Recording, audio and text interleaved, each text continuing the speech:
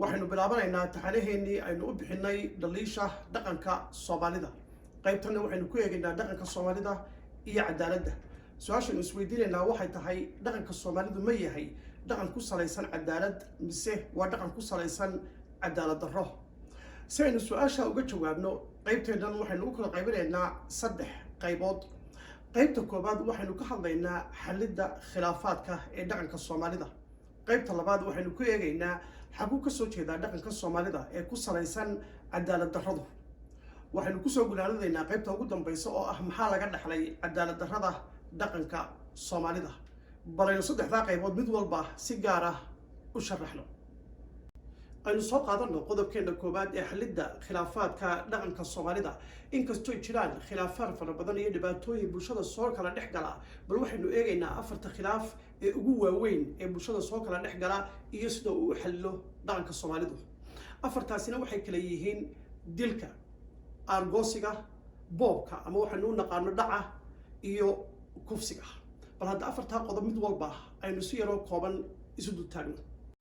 aynu soo qaadano dilka. marka uu dilku dhaco sidee buu dhaqanka Soomaalidu u xalilaa? ma wuxuu u xalilaa si cadaalad ah mise si cadaalad darro ah? sida aynu naqaano, marka uu ninka Soomaaliyeed dilo nin kale oo Soomaaliya, had iyo jeer waxaa caado ah labadaa nin inay kasoo kala jeedaan 2 qabiil oo kala duwan. labadaa qabiil ha ahaadaan 2 qabiil oo kala fog, isu dhow ama jifo hoose ah. sida doonaanba ha ahaadaane, marka uu dilkaasi dhaco, weliba waxaan ka hadlayaa dilka badheerka ah ee kamada ah, qofka isagoo aan lagu soo weerarin maalkiisa, maxastiisa iyo naftiisa midna. marka uu dilka noocaasi dhaco, waxaa had iyo jeer dhaca in gacanka dhiiglaha ay qabiilkiisu hiil la soo istaagaan. sida ay ugu hiiliyaana waxa weeye markiiba gacanka dhiiglaha ayay la baxsadaan si aan loo dilin ama aan loo ciqaabin. waxa ay geeyaan deegaanka ay degan yihiin qabiilkoodu. halkaas marka la geeyo ayaa waxa dhaca odayaashii uu ka dhashay gacanku dhiigluhu ayaa waxa ay u yimaadaan reerkii ama qoyskii laga dilay qofka.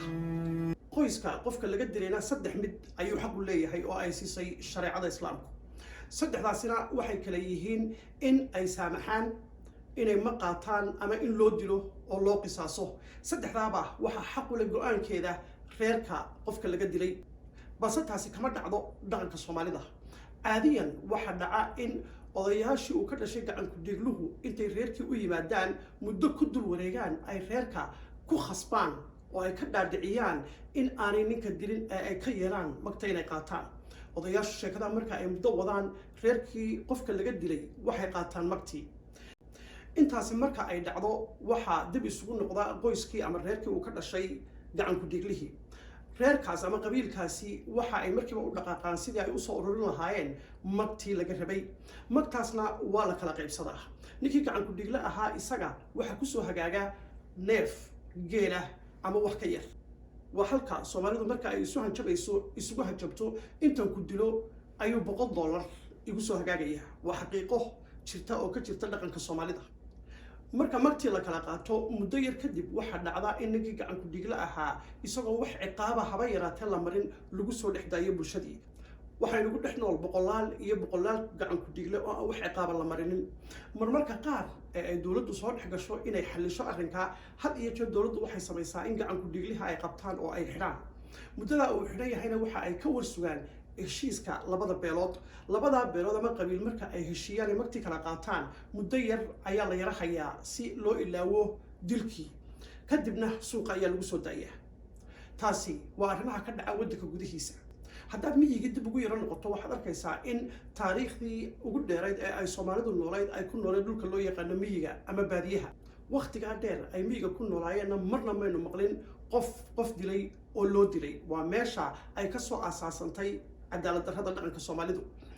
taasi waxa ay ka dhacdaa waddanka gudihiisa, balse laakiin markii qurbaha loo soo baxay, Soomaalidii waxay qurbihii la timi cadaalad darradii dhaqanka Soomaalida. marka uu qofku qof dilo, weliba dunidan aanu ku nool nahay ee reer galbeedka, had iyo jeer waxaa la sameeyaa in qofkii inta aanay dowladdu qabanin lala baxsado, waddanka laga saaraa ama Soomaaliya dib loogu celiyaa ama waddan kale oo aan lagu dilin. marka halkaa la geeyo, labadii beelood ayaa isu yimaada oo sidii caadadu ahayd ee cadaalad darrada ahayd magtii kala qaata. had iyo jeer wadamadan aanu joogno waxaa ka dhaca marka uu qof dilo, haddii macaa labada qoys ay heshiiyaan, dowladdu iyadu waxa ay taagan tahay annaga oo dowladdiya ayuu dambi naga galay maadaama uu dilay qof shiciba si kasta oo ay labadaa qabiil ama labadaa beelood u heshiiyaanna qofka waxaa la mariyaa ciqaabtiisa waxaa lagu xukumaa xabsi daa'in meelaha qaarna waaba la dilaa taasi waa ta fududaysay in dhalinyartu ay ku dhiirato dilka bini'aadamka waayo wuxuu og yahay haba yaraatee wax ciqaab ah oo uga imanaya ma jirto marka uu qof dilo jiilka dambe ee uu soo korayaana markay arkaan dhaqanka noocaas ah iyana way ku dhiiradaan dilkii bini'aadamka dilka bini'aadamkuna waxa weeye waa dembiga ugu weyn ee uu qof galo haddii dhaqankeenna soomaaliyeed uu qaabka cadaalad darrada ah u xallilayo marka qof la dilo sidebaa loo filanayaa inay bulshadu is aaminto qabiilooyinku is aaminaan oo ay xasilooni iyo horumar dhalato ma suurtogelayso in bulshadu is aaminto xasiloonina timaado inta dhaqankeennu uu ku salaysan yahay cadaalad darradaas aynu arkayno aynu qodobkan kaga hadalnay aynu soo qaadanno qodobkeena labaad ee argoosiga argoosigu wuxuu ka dhashaa cadaalad darro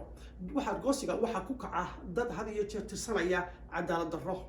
anigu ma raacsani argoosiga oo waxaan ogahay inaanu dhinacna ku saxnayn xaq diimeed xaq caqli xaq cilmiyeed midna kuma saxna argoosigu balse laakiin maxaa sababa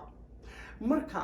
gacan ku dhiglihii lala baxsado sidaynu qodobkii hore ku soo sharaxnay ee qabiilkii uu gacan ku dhigluhu ka dhashay ay la baxsadaan ee ay diidaan in la ciqaabo had iyo jeer waxaa dhaca mararka qaar in magtiina ay la raagaan ama magtiina aan muddo la bixin kadibna ay cadhoodaan reerkii qofka laga dilay taasi marka ay dhacdana waxa ay reerku sameeyaan in ay argoosi ku dhaqaaqaan argoosiguna ma aha in la eryanayo ama la raadsanayo ninkii wax dilay sababtoo ah ninkii lamaba soo helayo oo qoyskiisii ayo qabiilkiisii baa la baxsaday oo ilaalinaya oo difaaciisa u taagan waxa marka ay eegtaan walaalkii inadeerkii aabihii adeerkii iyo kolba ninka ugu dhow ee ay helayaan qofkaa kale ee ninka loo dilayana waxaa laga yaabaa inaanu waxba ka ogeyn dambi ku lahayn aanu markuu dilayayna la joogin waxna aanu ka ogeyn arrinkaas waa halka ay soomaalidu ku maahmaahdo aano inaadeer baa u dhinta marka kalena soomaalidu waata tidhaahdaa haddaan loo aarin miyaa loo ooyi labadaa maahmaahood labadaba waa laba maahmaahood oo khaldan balse laakiin salka waxay ku hayaan oo ay ku tusayaan cadaalad darrada dhaqanka soomaalida maahmaahaha suugaanta iyo luqaddu guud ahaanba waa waxa laga dheehdo bulsho dhaqankeeda iyo habufikirkeeda iyo cadaaladdeeda iyo horumarkeeda labadaa maahmaahoodba waxay ina tusayaan cadaalad darro cad oo badheer ah balse laakiin markaad hoos ugu sii degto ee aad aragto waxaad arkaysaa inay ka turjumayaan dad tirsanaya cadaalad darro haddii ninka gacan ku dhiglahaa la qaban lahaa oo reerka la siin lahaa go-aankooda oo hadday go-aansadaan in loo dili lahaa argoosigu muu yimaadeen argoosiguna wuxuu noqday dulmi hore dhacay ayaa dulmi labaad lagu saxay haddii dilkii iyo argoosigii uu saa inaga dhex yahay bulshada soomaaliyeeday sidee bay u suurto galaysaa in la saamilo ama la noqdo uma jirta oo horumar gaadha aynu soo qaadanno qodobkeena saddexaad ee dhaca ama waxaynu u naqaano boobka si aynu dhaca iyo boobka u fahanno waxaan in yar dib ugu noqonaynaa dhaqankeenii baadiyaha ama miyiga soomaalidu taariikhdeedii intii ugu badnayd waxay ku soo nooleyd dhulka miyiga waxaanay ahaayeen dad xoolo dhaqato ah inkasta oo ay jiraan bulsho kale oo beeralay ahi dadka xoolo dhaqatadaana xoolaha ugu qaalisan ee ay ku faanaan waxtarka weynna u lihina waa geela dadka miyiga degan waxay u kala deganaayeen beelo kala duwan muu jirin maamulkoodu oo ka dhaxeeya oo isku xidha ama u kala cadaalad qaada marka ay dhibaato soo dhex marto qabiilooyinka kala degan ee geeleyda ama xoolaha dhaqan jiray waxaa had iyo jeer dhici jirtay in geela la kala dhaco geela marka la dhacayo waxaa soo dhici jiray nin laba ama koox wada socda oo ilmaadeera marka geelaa soo dhacayaan mararka qaar waxaa dhici jirtay inay laayaan raggii geelaahayey mararka qaarna inaan dhiigba daadan siday doontaba ha u dhacdee geela marka ay soo dhacaan waxa ay keeni jireen meeshii ay qabiilkoodu deganaa halkaa marka ay keenaan markiiba waxaa loo yeeri jiray shiikha ama wadaadka beeshaa ka dhashay sheekhaa sababta loogu yeedhayaana waxay ahayd inuu geela xalaaleeyo geel la soo dhacay oo xaaraana oo uu shiikhu og yahay ayuu jeebadda wuxuu kala soo baxaa aayado qur-aan ah oo uu si khaldan u macnaynayo aayadaha qur-aanka markuu ku akhriyayana waxaa la yidhaahdaa boolireeb boolireeb micnaheedu waxa weeye waa laba erey oo isku xidhan waa booli iyo reeb booligu waa xaaraan waa xoolihii xaaraan tahay la soo dhacay ayaa maxaa laga reebayaa xaaraantii boolireeb aayadaha boolireebta ah markuu ku akhriyo ayuu markiiba wuxuu dadka u sheegaa geeli inuu xalaaloobay intaasi markay dhacdo dhowr neef oo geel ah ayaa wadaadka waxaa loo siiyaa abaalgud qofka labaad ee geela looga soo saari jiray dhowr neefna wuxuu ahaa gabayaaga waayo gabayaagu wuxuu ahaa afka reerka marka loo soo gabiya lasoo dhaliilo isaga ka difaaci jiray marka ay libin gaadhaanna isaga ayaa ku geeraari jiray ama ku gabi jiray guusha ay gaadheen reerkoodu sidaa awgeed waxaa la siin jiray dhowr neef intaa kadib shuftadii geela soo dhacday ayaa kala qaybsan jirtay ninka geela dhaca ee miyiga jooga wuxuu nin sharaf leh la ammaano geesi ah oo aad iyo aad loogu haweeyahay bal hadda la soco waxaa lagu ammaanayaa oo sharafta loo huwinayaa xoolo islaameed oo uu soo dhacay oo xaaraana meelna waxay noogna inaanay kaga jirin diinta islaamka meelna kagama jirto cadaaladda bini aadamka meelna kagama jirto caqliga suuban iyo cilmiga midna toona balse laakiin waxaad arkaysaa dhaqankeenii miyigu inuu ahaa dhaqan cadaalad darro ah oo ammaanaya ninkii wax dhacayay wax boobayay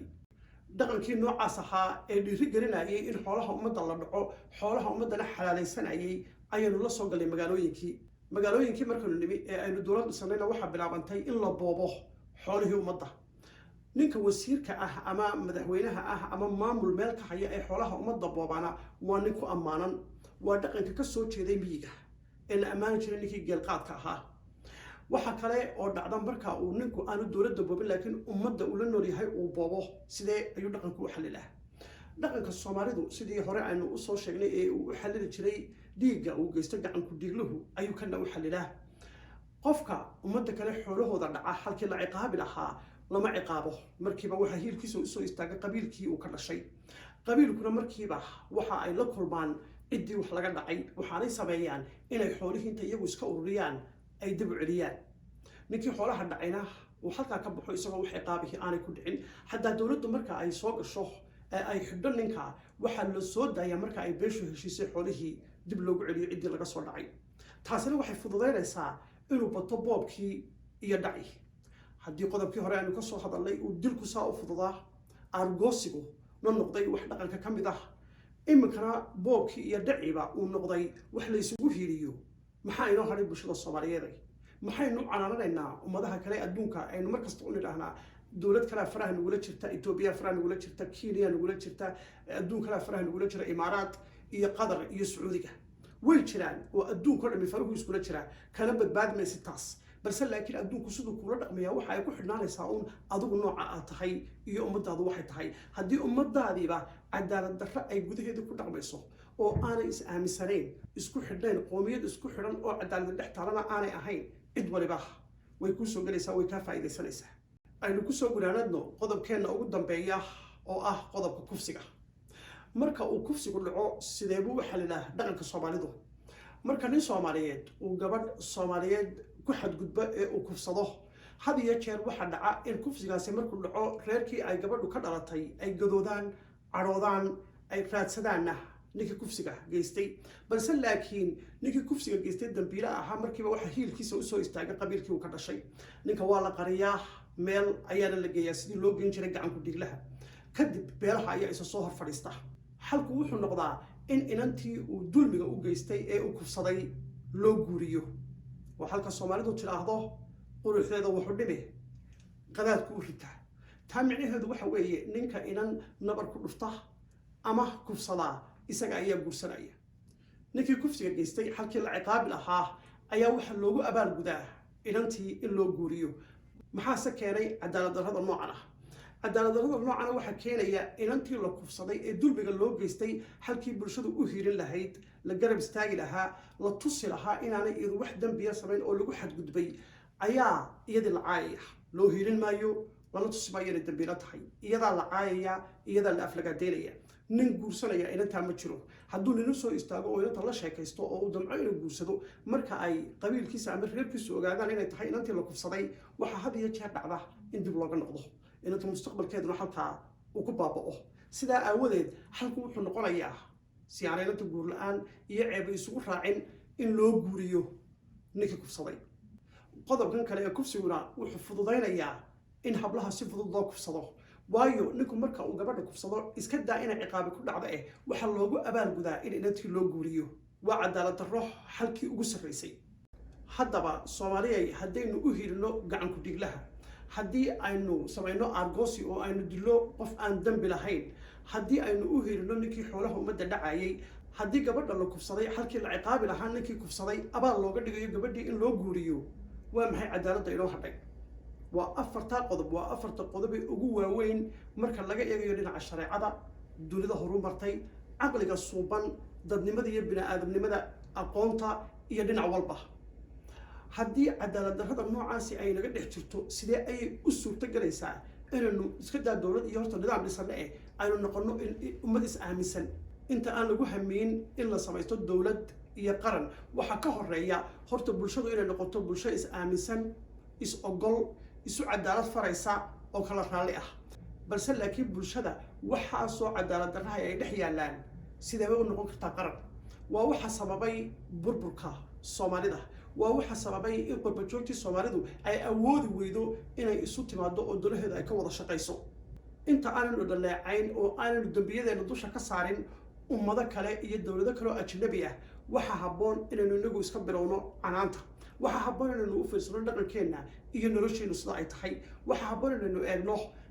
dhaqankeennan ku salaysan cadaalad darrada ee ka soo jeeda miyigii ma yahay dhaqan aynu sii haysan karno oo aynu ku dhaqmi karno inta aananu taa gaadhin ee aynu taa isweydiinina horumari naga dheer soomaalidu waxay tidhaahdaa milil korkii lama dhayo